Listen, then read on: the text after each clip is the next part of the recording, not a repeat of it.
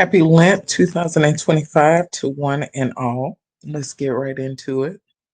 Lent is such a beautiful time. It's a time of reflection. It's a time of introspection. For some, it's a restart for them in their walk of faith. They felt like they drifted away, and Lent serves as a time that they get to restart, in a sense, recommit, rededicate themselves. For some, they're going to go higher and deeper in the spirit. For some, they will discover new gifts, talents, abilities, callings, purposes. Some will experience healing, and a lot of people will experience deliverance during this time. Such a precious 40 days and 40 nights. I tell you, all throughout the Bible, those 40 days and 40 nights mean a whole lot, not just for Christ's temptation, not just for Passover, not just for one specific occasion, but there are several instances in the Bible where 40 represents so much, so much revelation there to unpack. But I wanted to speak with you about the dangers of Lent. The dangers of Lent. You see, during Lenten season, for the African American community, that's what I'm speaking to right now, we have to have a conversation. Now, within our community, because of some of us living in lack, we have a predisposition for impulsive spending. We're not comfortable saving money as much as we find validation and identity in what we spend, what we buy, and what we possess outwardly for people to see. We're big on the symbolism of wealth and prosperity. And so this is why so many of us buy luxury cars at a faster rate than any other demographic. You will have people at different tiers, poorest of the poor, on up, owning designer bags and designer shoes, and these wearing gold jewelry down. But you'll be in a food pantry line. It's because we have a predisposition to try to buy our identity and worth culturally. We were not taught, and it's not synonymous with our culture, that we are defined by what we earn and what we save. Because of that, we spend a lot. And this is why people talk about the power of the black dollar. Well, the dollar, I'm not going to get into that, but I'm just showing you how the truth about us, our spending habits, are in our relationship with money at a high level, right? And so during Lent, most African American households will have an influx of tens of thousands of dollars at minimum that they normally wouldn't have. And that is during tax season. And ironically, for some reason in our country, and I don't think it's a coincidence, that tax season falls during Lent.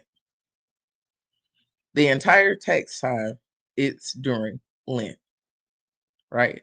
And so within the Black church community during Lent, a lot of people will begin what they call the Daniel fast.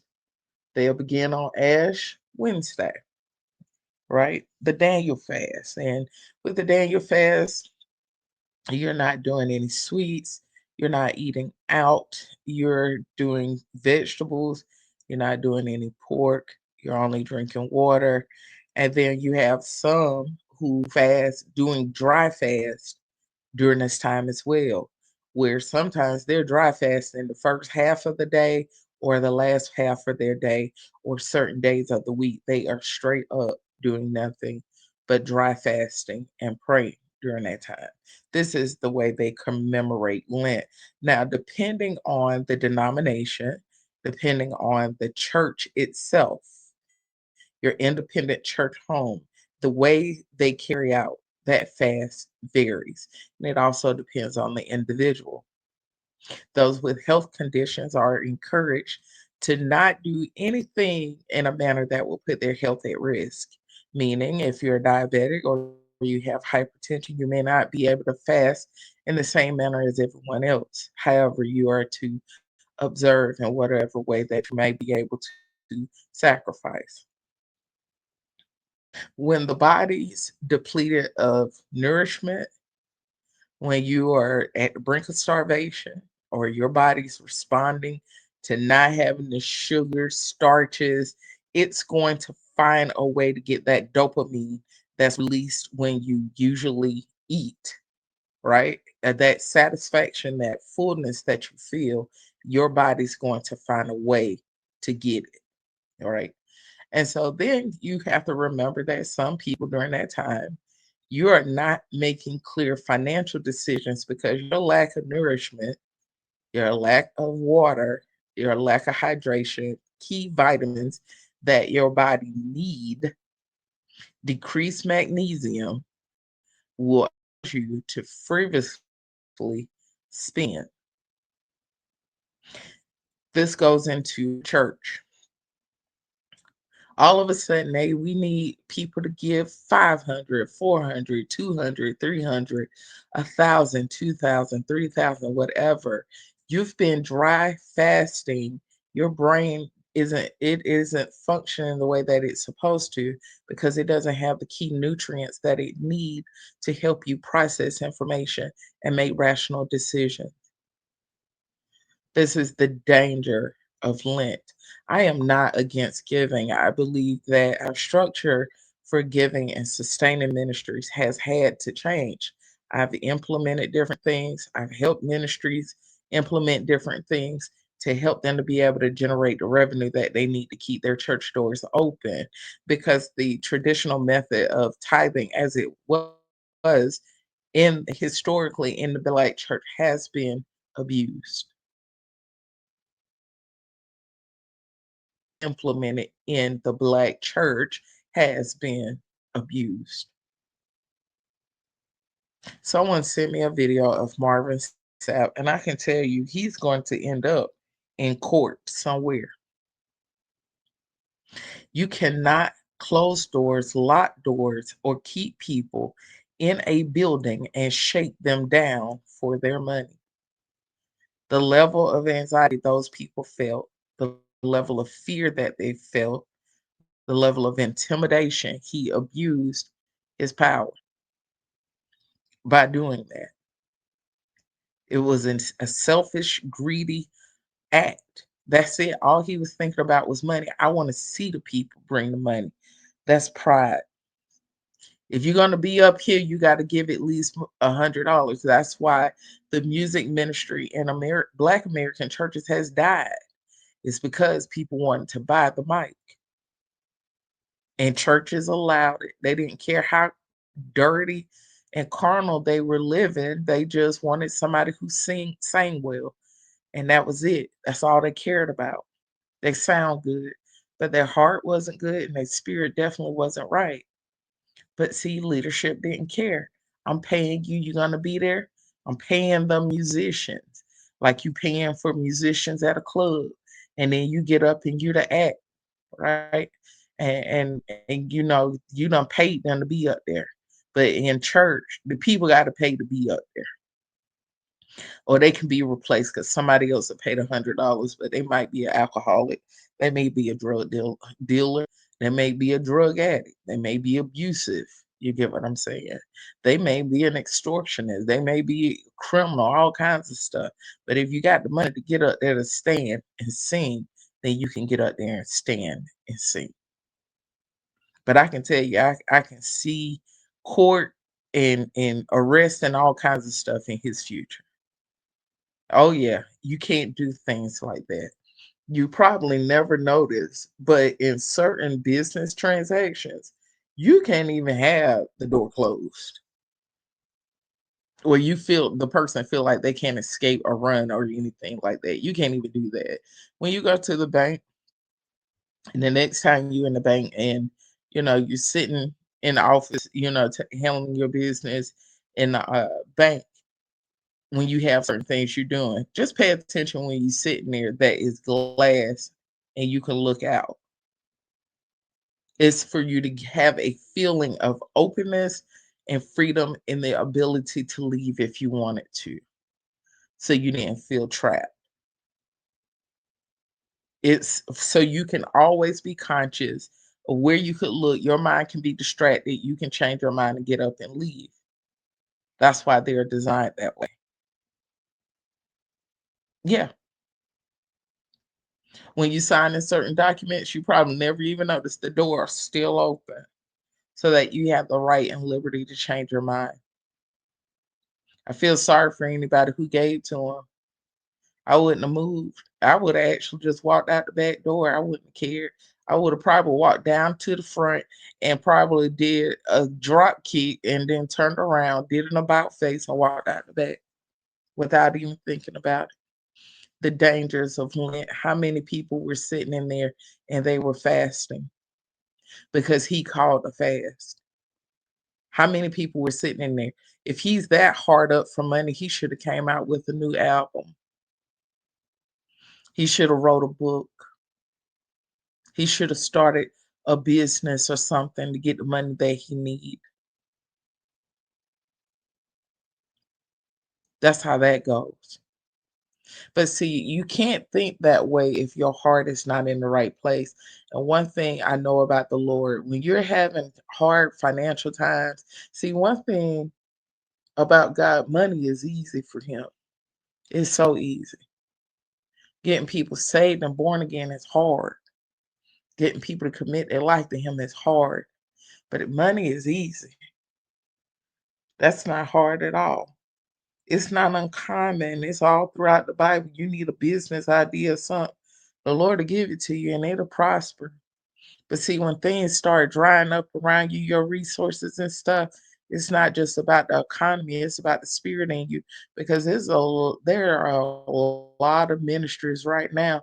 They are flourishing and thriving, and you can barely find a seat in their church on Sundays. Yeah, and they doing the Lord's work. He'll draw the people. You get what I'm saying? But if you having money problems, that goes back to you. See, there no one had no sons of Issachar around them, or worse sons of Issachar, to know the times that were coming before the time got here.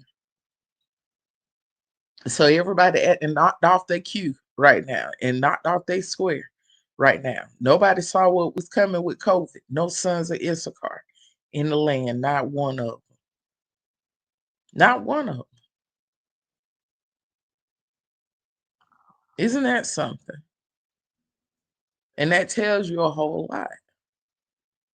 The dangers of fasting during Lent, the dangers of Lent when people hearts are not in the right place and you're being exploited.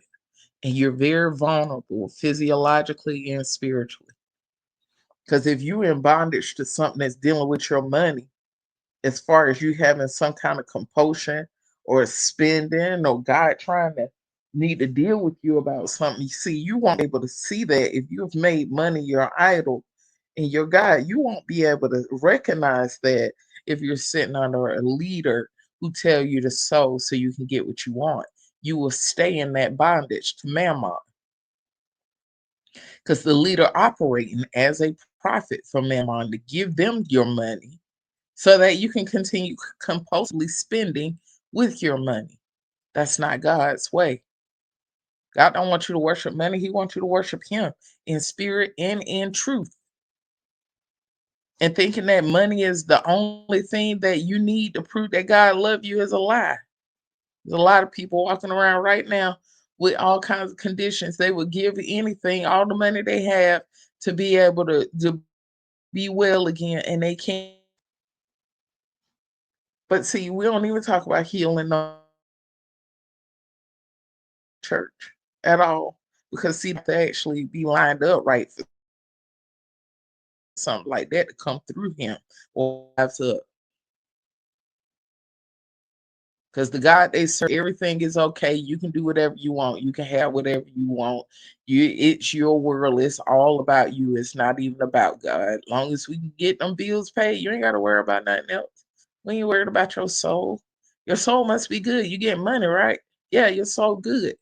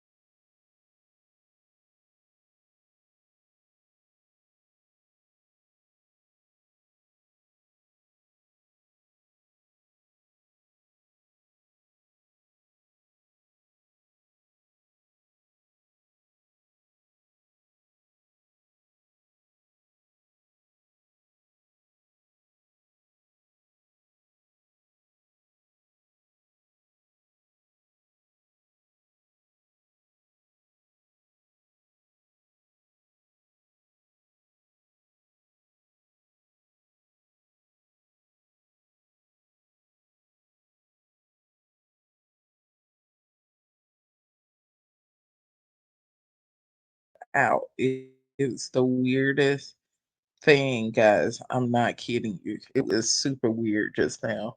Whole internet shut down. I don't know what that was about, honey. I guess I was walking a little too heavy and stepped on somebody's toes and made them upset. Oh my gosh.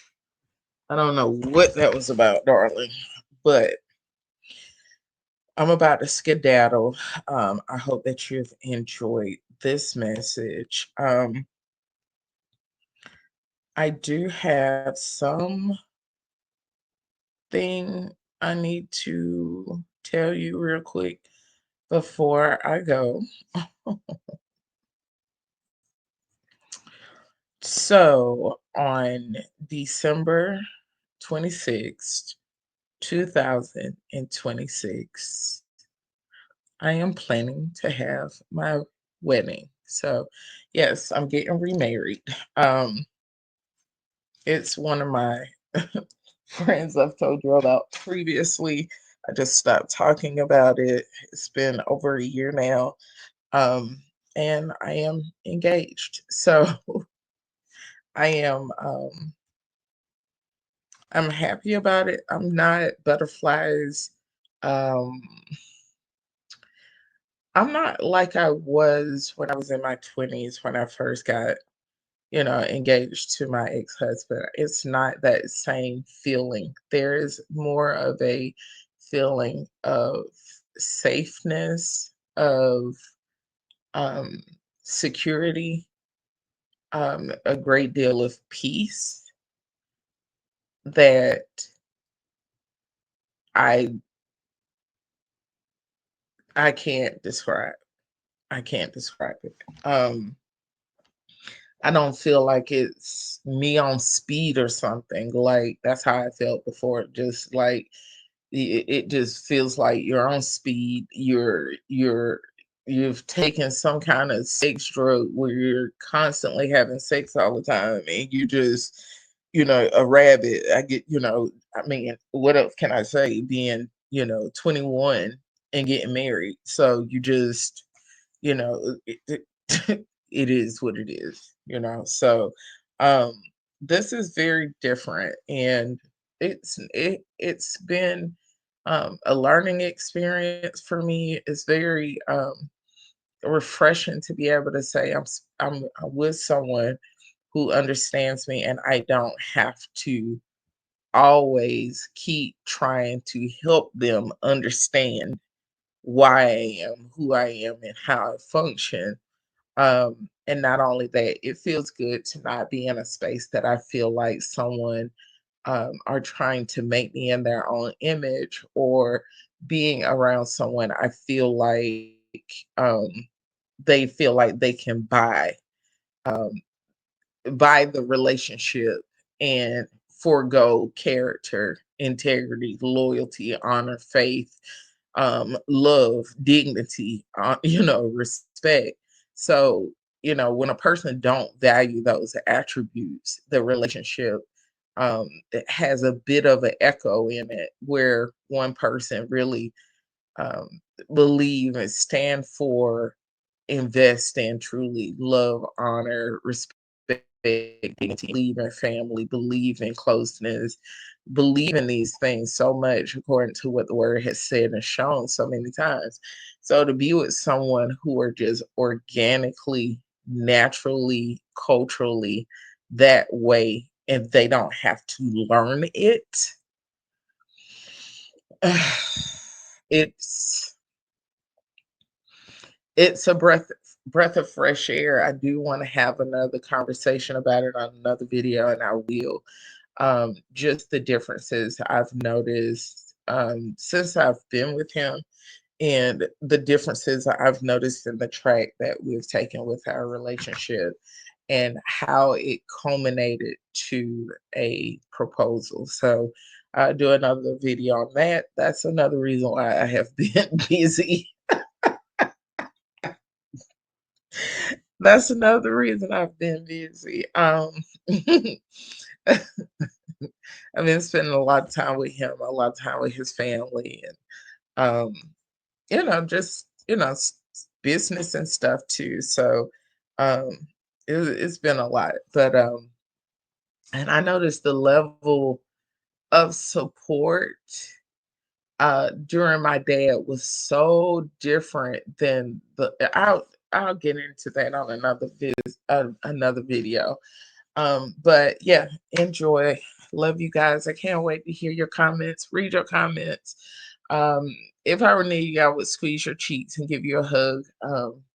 I miss talking with you guys. I really miss reading your comments. And so, with that said, I will be talking with you soon. Good night. Bye.